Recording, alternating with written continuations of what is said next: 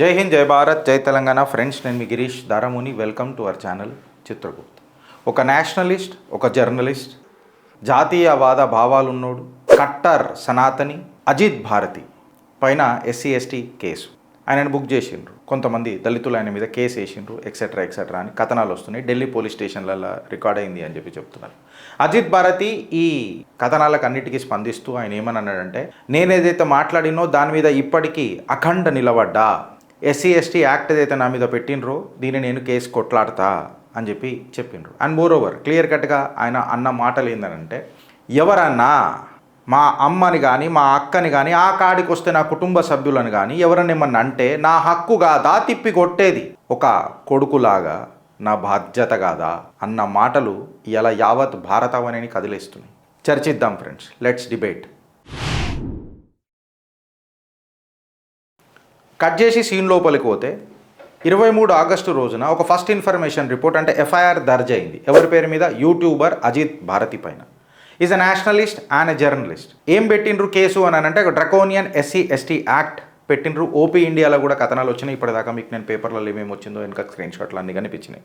ఈ యాక్ట్ ఏం చేస్తుంది అని అంటే, వితౌట్ ఎనీ ప్రిలిమినరీ ఎంక్వైరీ, అంటే ఎంక్వైరీ లేకుండా అజిత్ భారతిని అరెస్ట్ చేసే హక్కు ఆర్ చట్టం ఇది ఎస్సీ/ఎస్టీ యాక్ట్ అనేది. అసలు ఎందుకు పెట్టాల్సి వచ్చింది ఎస్సీ/ఎస్టీ యాక్ట్ అజిత్ భారతి పైన అని మనం మాట్లాడితే, బలక్రామ్ బౌత్ అనే ఒక వ్యక్తి Ajit Bharati caste based abuse చేసిండని, క్యాస్ట్ బేస్డ్ హేట్రెడ్ స్ప్రెడ్ చేస్తున్నాడని చెప్పి sexually degrading remarks Chandrashekhar Azad or ఆయన కుటుంబం పైన మాట్లాడిండని. చంద్రశేఖర్ ఆజాద్ అని అంటే రావణ్ అని మనం మాట్లాడతాం కదా, భీమ్ ఆర్మీ చీఫ్. ఆయన కుటుంబ సభ్యులను ఆయనను ఉద్దేశించి చాలా ఘోరంగా మాట్లాడిండని, డాక్టర్ బాబాసాహెబ్ అంబేద్కర్ గారిని కూడా దూషించిండని ఈయన గంభీరమైన ఆరోపణలు ఎఫ్ఐఆర్ దర్జ్ చేసిండు.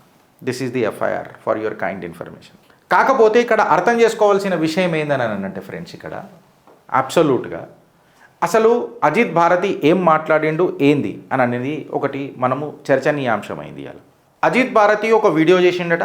ఆ వీడియో చేస్తే అందులో చంద్రశేఖర్ ఆజాద్ ఎవరైతే భీమ్ ఆర్మీ చీఫ్ రావణ్ ఉన్నాడు ఆయనను ఉద్దేశించి, ఆయన కుటుంబ సభ్యులను ఉద్దేశించి కొంచెం డెరగేటరీ రిమార్క్స్ పెట్టిండట. అంబేద్కర్ గారిని కూడా అవమానించిండట కదా అని చెప్తారు.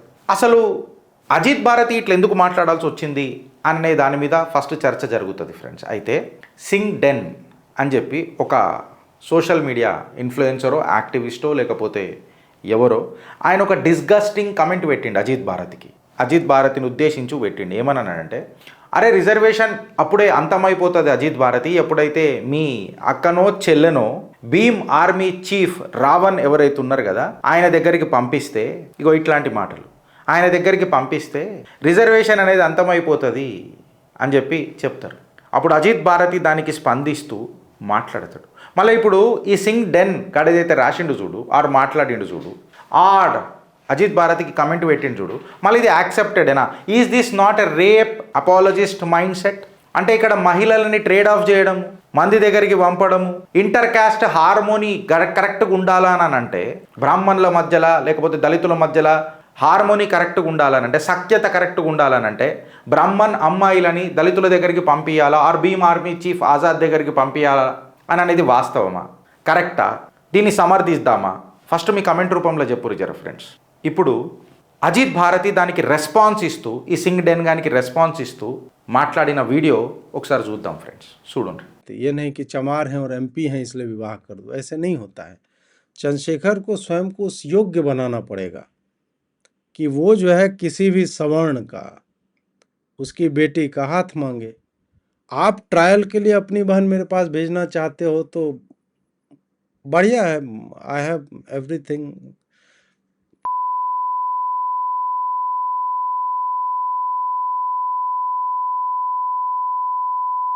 बढ़िया से उनको बोलिए, भेजिए कभी आप, तो हो जाए ना. इससे मैं स्टडी करूँगा ऑब्वियसली फॉर एजुकेशनल पर्पसेस. ये मैं करना चाह रहा हूँ. आप करवाओ, अपनी बहन को भेजिए. माता जी भी चलेंगी.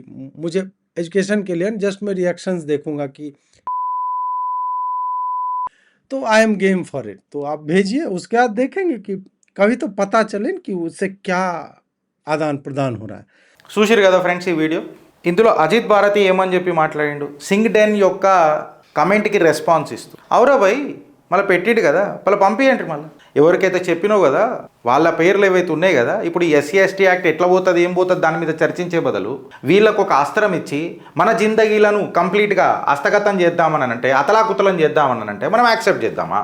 ఒకళ్ళ అమ్మ ఒకళ్ళ చెల్లె వాడికి అమ్మ చెల్లె కాదా? ఆ రక్త సంబంధం ఉండదా? మనోడేమన్నాడు, పంపి మళ్ళా నువ్వెవరినైతే అనన్నావు కదా వాళ్ళని పంపి, నేను కూడా చూపిస్తాం మళ్ళా. ఇది మన ఇంటర్నల్ ట్రైనింగ్ పర్పస్ కోసమే కదా, మనం కూడా కలుద్దాం మాట్లాడదాం అని చెప్పి ఆయన ఇండైరెక్ట్గా మాట్లాడాడు. ఆయన క్లియర్ కట్గా ఆయనకి ఎట్లయితే కమెంట్ వచ్చిందో అదే కమెంట్ రూపంలో ఆయన చెప్పిండు. మళ్ళీ నీ కుటుంబ సభ్యులను కూడా ట్రయల్ కోసం పంపిరా బై, ఇంటర్నల్ ట్రైనింగ్ పర్పస్ల కోసం ఎక్సెట్రా ఎక్సెట్రా అని చెప్పి ఆయన మాట్లాడిండు. ఇది ఒక ఎడ్యుకేషనల్ పర్పస్ల కోసమే యూజ్ చేద్దాము ఎక్సెట్రా ఎక్సెట్రా. ఆయన యూజ్ చేసిన లాంగ్వేజ్ నేను యూజ్ చేయలేను, అది వేరే విషయం. సింగటేంద్ర గారు రాసింది కరెక్ట్ అయితే అజిత్ భారతి మాట్లాడింది కూడా అబ్వియస్గా కరెక్ట్ అవుతుంది కదా. Right are wrong? అంబేద్కర్ గారిని దూషించిండ్రు ఎక్సెట్రా అని చెప్పి మాట్లాడతారు. అజిత్ భారతి గారు చాలా సగౌరవంగా ఏమన్నారనంటే, కష్టపడ్డాడు అంబేద్కర్. ఆయన ఏవైతే డిగ్రీ క్వాలిఫికేషన్స్ ఏవైతే తెచ్చుకున్నాడో ఆయన అబ్సల్యూట్గా రిజర్వేషన్స్ లేకుండా తెచ్చుకున్నాడు, కష్టపడ్డాడు. అంబేద్కర్ గారి యొక్క స్కిల్, కాంపిటెన్సీ, ఆయనకున్న తపన, తపస్సు, తపోబలం ఇవన్నిటి గురించి ఎంఫసైజ్ చేసినట్టు ఇండైరెక్ట్గా మాట్లాడిండు అజిత్ భారతి. ఎక్కడ కూడా అంబేద్కర్ గారిని దూషించలేదే. అండ్ మోర్ ఓవర్ ఆయనకు ఎడ్యుకేషన్ ఎవరిప్పించిండ్రో అనే విషయం పైన కూడా అజిత్ భారతి మాట్లాడిండు. మీరు వచ్చి అమ్మలను అక్కలను ఇష్టం వచ్చినట్టు మీ సోషల్ హార్మోనీ కోసము ఇష్టం వచ్చినట్టు మాట్లాడితే తప్పులేదు, కానీ ఆయన సభ్యతగా మాట్లాడింది కూడా ఇది డిస్క్రిమినేషన్ అని చెప్పి మాట్లాడుతున్నారు చూడు మీరు అని. ఇది ఎంక్వైరీ లేకుండా ఎఫ్ఐఆర్లు అయిపోతే చూడు, ఇగో ఇక్కడ ప్రాబ్లం వస్తుంది కదా ఆబ్వియస్గా. ఇప్పుడు ఆడ అజిత్ భారతి మాట్లాడిన విషయాలలాగా కూడా మనం తీసుకొని చూస్తే ఆ వీడియోలో ఆయన క్లియర్ కట్గా ఏమన్నాడంటే, నేను ఆ సింగ్డెన్ కానీ సిస్టర్ మదర్ ఎవరైతే ఉన్నారో వాళ్ళ గురించి మాట్లాడుతున్నా. ఆబ్వియస్గా it is up to courts now to decide. కరెక్టా రాంగా? సింగ్డెన్ అనేది ఏ క్యాస్ట్? ఇప్పుడు సింగ్డెన్ అనే రోడ్డు ఫర్ ఎగ్జాంపుల్ ఎస్సీ ఎస్టీకి సంబంధించినోడు కాలేదు అని అంటే ఈ కేసే నిలబడ్డది. ఫస్ట్ ఆఫ్ ఆల్ సింగ్డెన్ గారిని ఇట్లా అన్నాడు, చంద్రశేఖర్ ఆజాద్ని ఇట్లా అన్నాడు, అజిత్ భారతి అని చెప్తే థర్డ్ పార్టీ రిఫరెన్స్ కోర్ట్స్ ఏడు దాకా తీసుకుంటాయని అనేది నాకు తెలియదు. బికాస్ ఇక్కడ విక్టిమ్ ఏం కంప్లైంట్ చేస్తలేడు. సో ఆబ్వియస్గా ఇప్పుడు మన నల్లబాలు కేసులలో కూడా థర్డ్ పార్టీ విక్టిమైజేషన్ అనేది నడవదు. అగ్రీవ్డ్ పార్టీ కేసు పెడితే ఏదైనా వేరే విషయం ఉంటుంది అనేది కోర్టులు మాట్లాడినాయి అనుకుంటా. If I'm not wrong, I stand corrected however. So ఇప్పుడు నేను ఏమని అడుగుతున్నానంటే, ఇలా సింగ్డెన్ ఆర్ అజిత్ భారతి ఇవన్నీ పక్కకు పెడితే బ్రాహ్మణ్ అమ్మాయిలు లేకపోతే మన తల్లులు ఎక్సెట్రా ఎక్సెట్రా ఇలా బ్రాహ్మణుల కాడికి వచ్చారు, రేపు ఓబీసీల కాడికి కూడా వస్తారు. ఇట్లాంటి మాటలు మాట్లాడేటోళ్ళు ఇట్లాంటివి ఎందుకు మాట్లాడాల్సి వస్తున్నది ఇలా అని అంటే, ఇప్పుడు జర మాట్లాడదాం, జర డీటెయిల్గా పోదామన్నానంటే ఇలా ఫస్ట్ టైం కాదు ఇది. సింగ్డెన్ లాంటోడు వచ్చి అమ్మలు అక్కలు బ్రాహ్మణ్ అమ్మాయిలను మాకు అప్పచెప్పండి, మేము పెళ్ళిళ్ళు చేసుకుంటాం, లేకపోతే మాతో రిలేషన్షిప్ చేయండి, ఇది కొత్త కాదు. ఇట్లాంటివి సెవెరల్ టైమ్స్ భారతదేశంలో చూడాల్సి వచ్చింది. ఎస్పెషలీ జనరల్ కేటగిరీ బ్రాహ్మణ్స్ల తల్లులను అక్కలను చెల్లెళ్లను బిడ్డలను ఒక క్యాస్టిజం పేరు మీద అది ఎండ్ చేయాలనంటే, దళితుల బ్రాహ్మణుల మధ్య ఏదైతే డిఫరెన్స్ ఉంటుందో అది పోవాలనంటే, బ్రాహ్మణ్ అమ్మాయిలను దళితులకిచ్చి ఒక రిలేషన్షిప్ చేయాలా అనే ముచ్చట భారతదేశంలో మారుమోగుతున్నది. వీళ్ళు మాట్లాడుతూనే ఉన్నారు, అట్లీస్ట్ ఎవరేం దాని మీద యాక్షన్ కూడా ఏం తీసుకుంటలేరు. నవంబర్ లాస్ట్ ఇయర్లో ఒక ఐఏఎస్ అధికారి, ఎవరో వేరేళ్ళు కూడా కాదు, ఒక ఐఏఎస్ అధికారి సంతోష్ వర్మ అని ఆయన ఒక మాట మాట్లాడిండి. ఏందనంటే, reservation should be given only to 1 person, ఒక్కరికే ఇద్దాం రిజర్వేషన్. ఎప్పటి నుంచి ఏనంటే, ఆ కుటుంబంలో ఒక బ్రాహ్మణ్ బిడ్డను నా కొడుకుకిచ్చి రిలేషన్షిప్లో ఉంటే అప్పటి నుంచి మనము మన ఈ రిజర్వేషన్ అంతం చేద్దాం అనని ముచ్చట మాట్లాడతాడు. దీనికి సపోర్ట్లు కొడతారు. దానికి చంద్రశేఖర్ ఆజాద్ కూడా సమర్థిస్తాడు. వెనకటికి ఎంతమంది సంతోష్ వర్మలను మీరు అపోజ్ చేస్తారు, ఇట్లాంటి వాళ్ళు పుట్టుకనే వస్తారు, నేను సమర్థిస్తున్నా అని చెప్పి పెడతారు. అంటే ఇప్పుడు బ్రాహ్మణుల యొక్క మహిళలు వచ్చి మిమ్మల్ని సాటిస్ఫై చేయాలా? దీన్ని ఏమంటారు? ఇప్పుడు హేతువాదులు ఎక్కడ పోయినరు? ఫెమినిస్టులు అందరూ ఏడికి పోయినరు? మహిళా మూర్తులు అందరూ ఎక్కడ పోయినరు? ఇది క్యాస్ట్ ఈక్విటీయా? ఇది ఫెయిర్నెస్సా? ఒక మాట అడుగుతున్నా, ఇది ఈక్వాలిటీయా? ఇది ఈక్విటీయా? సంతోష్ వర్మ ఏం మాట్లాడిండో ఒకసారి ఇందాం ఫ్రెండ్స్. जब तक कि मेरे बेटे को कोई ब्राह्मण अपनी बेटी दान नहीं करते या उससे उसका संबंध नहीं बनाते, केवल आर्थिक आधार की अगर बात है तो. సంతోష్ వర్మ అన్న మాటలు మీరు విన్నారు కదా ఫ్రెండ్స్. ఐఏఎస్ అధికారి అయిన ఇప్పుడు చంద్రశేఖర్ ఆజాద్ దీన్ని ఎట్లా సమర్థిస్తాడో ఒకసారి మీరు వినండి.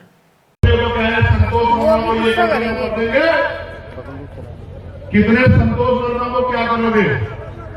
कल हर बात से संतोष वर्मा निकलेगा, दामोदर मंडल निकलेगा, रविंद्र भाटी निकलेगा, देशमुख. విన్నారు కదా చంద్రశేఖర్ ఆజాద్ కూడా ఏమని అన్నాడు. ఇప్పుడు మీరు చెప్పురు ఫ్రెండ్స్, ఇది కరెక్టా? ఇది యాక్సెప్ట్ చేద్దామా స్వతంత్ర భారతదేశంలో? సరే ఈడికి ఆగిపోయిందా అని అంటే ఈడికి ఆగలేదు ఇట్లాంటివి. ఇప్పుడు జస్ట్ మీరు చూడుండ్రి, ఒక అంబేద్కరైట్ మ్యాగజైన్లో దళిత్ నేషన్ అని చెప్పి ఒక మ్యాగజైన్లో అందులో ఏమని మాట్లాడారంటే extinction of Brahmins systematically marrying women of their community. బ్రాహ్మిన్ల యొక్క ఎక్స్టింక్షన్ ఆఫ్ బ్రాహ్మిన్స్ ఇది యాక్సెప్టెడ్. ఇక చూడుర్రి ఇదంతా. If you want to finish the Brahmins then marry the Brahmin women. Dalit should marry Brahmin women and take them out of their varna. The Brahmins, the micro minority, the 3% population of India, will have no women left to marry and breed. They will die a natural death and become extinct. ఇట్లాంటి రాతలు స్వతంత్ర భారతదేశంలో యాక్సెప్టెడా? ఇది positive డిస్క్రిమినేషనా? Discrimination అనేది positive negative ఉండదు friends, డిస్క్రిమినేషనే. ఇది progressive డిస్క్రిమినేషనా? చెప్పురు మీరు. Neha Das tweet కొట్టింది దళిత్ నేషన్ మీద. అక్కడ నుంచే నేను ఇది తీసుకొని వచ్చి మీతో ముగ్గురం మాట్లాడుతున్నాను. ఇక్కడికి ఆగిపోయిందానంటే ఇక్కడికి ఆగలే. ఇప్పుడు అసలైనది డాక్టర్ ఓం సుధా అని అంట. ఈయన ఏమంటాడంటే రోటీ బేటీ కా సంబంధ్ హోనా రాష్ట్రీయ ఏక్తా और ज़्यादा మజబూత్ హోగి అని అంట. రోటీ బేటీ, రోటీ ఒకటే ఉండాలా, బేటీలు కూడా ఒకటే ఉండాలా అంటే బ్రాహ్మణ్ పిల్లలని వీళ్ళు పెళ్లి చేసుకోవాలా, లేకపోతే వీళ్ళతో రిలేషన్షిప్లు ఉండాలా. పెళ్లి చేసుకున్నాడు నేను ఇంటర్ క్యాస్ట్ మ్యారేజ్లు నేను తప్పని ఇప్పుడు అంటలేను, బట్ అది ఇష్టంతో కావాలి కదా. సోషల్ హార్మోనీ కోసము ఇంటర్ క్యాస్ట్ మ్యారేజ్లా పెళ్ళిళ్ళు అనేది ఒక పవిత్ర బంధం రా అయ్యా. ఇష్టం వచ్చినట్టు మాట్లాడుతున్నారు, ఇష్టం వచ్చినట్లు. డాక్టర్ ఓం సుధా మాట్లాడిన వీడియో ఒకసారి చూడండి, రోటీ బేటీ అని. कि जो दलित की शादी है और ब्राह्मण की शादी है आपस में होनी चाहिए, इस बात पर जो है राष्ट्रीय स्तर पर बहस तेज हो गई है. तमाम टीवी चैनल अपने प्राइम टाइम पर जो है कल डिबेट कर रहे थे. मैं भी एक टीवी चैनल के डिबेट पर इस मसले पर बैठा हुआ था. मैं आईएएस संतोष वर्मा जी से पूर्ण सहमति रखता हूं. उन्होंने कोई असंवैधानिक बात नहीं कही. उनकी बात को अलग तरीके से जो है वो पेश करने की कोशिश की जा रही है. जबकि उन्होंने जो कहा है अपने बेटे के संदर्भ को लेकर कि कोई ब्राह्मण अपनी लड़की का दान करेगा, क्योंकि भारतीय समाज में कन्यादान की परंपरा है शादी में, इस संदर्भ में वो कहते हुए ऐसा प्रतीत होते हैं. यह एक संविधान सम्मत बात है कि जो है एक दलित की शादी एक ब्राह्मण की शादी आपस में होनी चाहिए. इस बात से किसको दिक्कत है? इस बात से जिसको दिक्कत है वह आदमी और संवैधानिक बात कर रहा है. वह आदमी जो है विवादास्पद बात कर रहा है. कोई अनोखी बात आईएएस संतोष वर्मा ने नहीं कही है. यह बात तो हम कहते रहे. अगर आपको भारतीय समाज में जाति व्यवस्था को समाप्त करना है, अगर आप सच में चाहते हैं कि जाति व्यवस्था समाप्त हो, तो तमाम जातियों के बीच आपको रोटी बेटी का संबंध करना पड़ेगा. इस बात में आप प्रदर्शन करके क्या करेंगे? ये जो है संवैधानिक बात है, होनी चाहिए. भारतीय संविधान में ऐसा है कि जो है इंटरकास्ट मैरिज हो सकता है, लेकिन समाज में आज भी स्वीकार्यता नहीं है इस बात को लेकर. इसलिए यह बात बार बार कही जाती है कि तमाम जातियों के बीच रोटी बेटी का संबंध होना चाहिए. क्यों दिक्कत है भाई आपको? क्यों इस बात से क्यों दिक्कत है कि रोटी बेटी का संबंध होना चाहिए तमाम जातियों के बीच? न केवल ब्राह्मण और दलितों के बीच, राजपूत दलितों के बीच हो, बनियान दलितों के बीच हो, दलितों के बीच आपस में हो, तो इंटरकास्ट मैरिज होना चाहिए. यह एक संवैधानिक बात है. इस बात से क्या आपत्ति है? अब संतोष वर्मा की बात को अलग अलग जो है तरीके से लोग घुमा फिरा कर रहे हैं. ठीक है, उसका जो संदर्भ हो, उनकी क्या मंशा है नहीं पता है, लेकिन इस बात से किसको आपत्ति? और हम इस मामले में संतोष वर्मा जी के साथ खड़े हैं कि इस देश में इंटरकास्ट मैरिज होना चाहिए. उन्होंने अपने बेटे से जोड़ कर कहा, लेकिन बात तो यही कही. तो आप हट क्यों हो रहे हैं? आपकी रक्त शुद्धता पर चोट पहुंच रही है. आपका जो जाति का अहंकार है, झूठा जो अहंकार है जाति. ఇన్నారు కదా ఫ్రెండ్స్, ఇసుంటోళ్లకు ఒక జవాబు కూడా ఇచ్చింది దేశపుత్రిక ఆర్ భారతీయ పుత్రిక, భారత్ బిడ్డ అని అనుకుందాం. తనేం మాట్లాడిందో ఒకసారి మీరు వినుండ్రి. ఆమెను ఏ రకంగా టార్గెట్ చేసిండ్రో ఒకసారి వినుండ్రి. Let us expose a social media influencer called Lakshya Speaks. Now, this man is known for hating the Brahmin community on the internet, and I don't have any problem with that. आपकी अभिव्यक्ति की आज़ादी है, आप hate करिए, कोई नई बात नहीं है. But the problem arises when you can't take dissenting opinions. ये एक ऐसा इन्फ्लुएंसर है कि अगर आपने इसके पोस्ट पे कोई डिसेंटिंग कमेंट किया तो ये आपके डीएम में आपके साथ बदतमीजी करेगा. So I commented on one of his reels related to Bharatnatyam and he couldn't counter me logically. So he straight away came into my DMs and then he started misbehaving with me and then he launched personal attacks related to my name and my looks. चलो एक बार के लिए मुझे इससे भी आपत्ति नहीं है, but what is this behaviour that when you can't win an argument you start targeting the girls of a specific community? Brahmin girls was not even the context. Then he started flexing that all his exes have been Brahmins. That means you're using the girls of a specific community as a weapon to win an argument. और मैंने तो cast की बात ही नहीं की, आप ये ब्राह्मण लड़कियों को घसीट लाए आउट ऑफ नोवेयर। तो क्या ये नहीं दिखाता है कि सबसे बड़ा कास्टिस्ट कौन है? Now just imagine, real life में सारा दिन ये इन्फ्लुएंसर ब्राह्मणों को गाली देता है और रियल लाइफ में डीएम में आकर फ्लेक्स करता है about having Brahmin access. Then he goes on to say that he wants to annihilate caste by making intercaste babies. This is exactly the same mindset of IAS Santosh Verma और जितने भी लोग ब्राह्मणों की लड़कियों को दान में मांगते हैं। अरे लक्ष्य भैया, ग्रो सम स्पाइन, आप तो अपनी ही बात पर नहीं टिकते हो। और हाँ, जाते जाते लक्ष्य भैया की एक और बात सुनते हैं। I consider myself a brave person, but I'm not brave enough to date outside the SC/ST community. And it took me a long time to accept that fact. ఇప్పుడు ఇవన్నీ మనం మాట్లాడుతున్నాము ఎందుకు అని అంటే, ఒకసారి మనం అర్థం చేసుకోవాల్సింది ఏంటనంటే, మనం ప్రతిసారి ఏదన్నా ఆపద వచ్చినప్పుడు ఎవరి దిక్కు చూసినాం? ప్రభుత్వాల దిక్కు చూసినాం. మనం నమ్మిన మన సిద్ధాంత పరులు ఆర్ మన గురువులు ఆర్ మనం ఇష్టపడే ప్రభుత్వాల, మనం ఓటేసిన ప్రభుత్వాల దిక్కు మరలి చూసినాం. ఇవాళ స్వతంత్ర భారతదేశంలో ప్రతిసారి ఒక ఇంటాలరెన్స్ బ్రిగేడ్ అని చెప్పి ఒకటి ఉండే, మనం మాట్లాడుకున్నాం ప్రతిసారి చిత్రగుప్తుల. ఇవాళ ఫస్ట్ టైం చిత్రగుప్తు నుంచి మాకే భయం అవుతుంది అని చెప్పి చెప్తున్నాం. ఇవాళ మా బాధ దేశ ప్రధాని నరేంద్ర దామోదర్ దాస్ మోదీకే చెప్పుకుంటున్నాం. ఎందుకు అని అంటే, మార్చ్ 20, 2018 నాకు గుర్తొస్తుంది మోదీజీ. సుభాష్ కాశీనాథ్ మహాజన్ సుప్రీంకోర్టు కొన్ని సేఫ్ గార్డ్స్ని ఎస్టాబ్లిష్ చేయడానికి ప్రిలిమినరీ ఎంక్వైరీ కొన్ని సిచ్యువేషన్స్లో అత్యంత అవసరము, అరెస్ట్ చేసే కంటే ముందు కొన్ని అప్రూవల్లు కూడా తీసుకోవాలా, ఈ చట్టాలను SC/ST యాక్ట్లను మిస్యూజ్ చేయకూడదు, మనం చెయ్యనీయొద్దు అని చెప్పి సుప్రీంకోర్టు మార్చ్ 20, 2018కి ఒక జడ్జిమెంట్ ఇచ్చింది. సుభాష్ కాశీనాథ్ మహాజన్ అని అంటే ఇన్నోసెంట్ పర్సన్స్లను సుప్రీంకోర్టు ప్రొటెక్ట్ చేయడానికి ప్రయత్నం చేసిందా లేదా? ఆర్బిటరీ అరెస్ట్ అనేది SC/ST యాక్ట్ని వాడుకొని మిస్యూజ్ చేయొద్దు అనే ఒక మంచి సంకల్పంతోనే సుప్రీంకోర్టు ఇచ్చింది. ఇక్కడ ఏ ప్రభుత్వాలు ఇన్వాల్వ్ లేవు, సుప్రీంకోర్టు ఇచ్చిన జడ్జిమెంట్ అది. అయితే SC/ST గ్రూపులు SC/ST చట్టం ఆర్ అట్రాసిటీ యాక్ట్ ఏదైతే ఉందో అది డైల్యూట్ అయిపోయిందని చెప్పి అనుకొని ఏప్రిల్ 2, 2018కి భారత్ బంద్ డిక్లేర్ అయిపోయింది. భారతదేశంలో మొత్తం హ్యూజ్ ప్రొటెస్ట్లు అయినాయి, వైలెన్స్ కూడా జరిగింది. ఇన్ఫ్యాక్ట్ చెప్పాలనంటే 8 మంది మరణించిండ్రు అని చెప్పి కూడా రికార్డులు చెప్తాయి. మోడీ గవర్నమెంట్ ఈ యాక్ట్ని మేము డైల్యూట్ చేస్తలేము, మేము జడ్జిమెంట్ని రివ్యూ చేస్తాము అని చెప్పి తీసుకురావాల్సి వచ్చింది. అంటే ఒక major Dalit political and social flash point ఇవాళ దీన్ని చర్చనీయాంశమైంది. ఇప్పుడు మోడీ గవర్నమెంటు దీన్ని రివ్యూ చేస్తా అని చెప్పి పార్లమెంట్లో సెక్షన్ 18A అని ఇన్సర్ట్ చేసిరు. అంటే ప్రిలిమినరీ ఎంక్వైరీ అవసరమే లేదు, FIR దర్జ్ అయిందని అంటే అప్రూవల్ రిక్వైర్డ్ ఏముండొద్దు అరెస్ట్ చేయనీకి. సెక్షన్ 483 యాంటిసిపేటరీ బెయిల్ ప్రొటెక్షన్ కూడా బార్డ్ అండర్ దిస్ యాక్ట్ అని అన్నట్టు ఒక చట్టం తీసుకొని వచ్చింది. అంటే పార్లమెంటు కంప్లీట్గా న్యూట్రలైజ్ చేసేసింది మార్చ్ 2018 జడ్జిమెంట్. మోదీజీ ఇది కరెక్టేనా? బ్రాహ్మణ్ బిడ్డలు మీకు ఓటేయలేదా? మీరు ప్రధానమంత్రి కాననీకే బ్రాహ్మణులు కలగలలేదా? అగ్ర కులాలు కలగలలేదా? OBCలు కలగనలేదా అన్న ముచ్చట వస్తుంది. ఏంది దీనికి కంప్లీట్గా అఫీషియల్ రీజన్ ఏంది అని అంటే అబ్సల్యూట్గా ఇట్స్ పొలిటికల్ ప్రెషర్. ఇప్పుడు ఇక్కడ అర్థం చేసుకోవాల్సిన విషయం ఏందని అంటే 2018 జడ్జ్మెంట్ అనేది ఎనార్మస్ అమౌంట్ ఆఫ్ ఒక రక్కస్ క్రియేట్ చేసిందని చెప్పి నేషన్ వైడ్ ప్రొటెస్ట్లు అయినాయి అని చెప్పి దళిత్ ఆర్గనైజేషన్స్వి ఒక పొలిటికల్ నెసెసిటీ క్రియేట్ అయిపోయి సుప్రీంకోర్టు ఇచ్చిన జడ్జిమెంట్ కూడా పక్కకు జరిపేసి బీజేపీ NDA గవర్నమెంటు కేవలం ప్రొటెక్షన్ ఆఫ్ అట్రాసిటీ యాక్ట్కి నాంది వలికిందని అంటే మళ్ళీ మిగతా జనాలు భారతీయ జనతా పార్టీకి ఓటేసినట్ట లేదా వాళ్ళ రక్షణ వాళ్ళ సంరక్షణ మీ దాయిత్వ కాదా అని అనేది ఒక పెద్ద క్వశ్చన్ మార్క్ వస్తుంది. సిమిలర్ అమెండ్మెంట్ బిల్ కూడా యూపీఏలో డిసెంబర్లో 2013లో కూడా తీసుకొని వచ్చిండ్రు. ఆర్డినెన్స్ 4 మార్చ్ 2014లో తీసుకొని వచ్చారు. కాకపోతే ఎన్డీఏ ప్రభుత్వం, మోదీ ప్రభుత్వం, మోదీ హేతో మున్కిన్ హే కదా, ఎన్డీఏ ప్రభుత్వం దీన్ని బిల్లే ఇంట్రడ్యూస్ చేసేసింది జూలై 2014లో. NDA introduce the bill, UPA initiate చేసిందొచ్చు, బట్ ఎన్డీఏ పార్లమెంట్లో ఇంప్లిమెంట్ చేసి దీన్ని స్ట్రెంగ్తన్ చేసింది. సెక్షన్ 18A తీసుకొని వచ్చి ఇవాళ ప్రశ్న పనిచేసేటోళ్ళకే ఉంటుంది మోదీజీ, ఆశ తపస్విలతోనే ఉంటుంది మోదీజీ.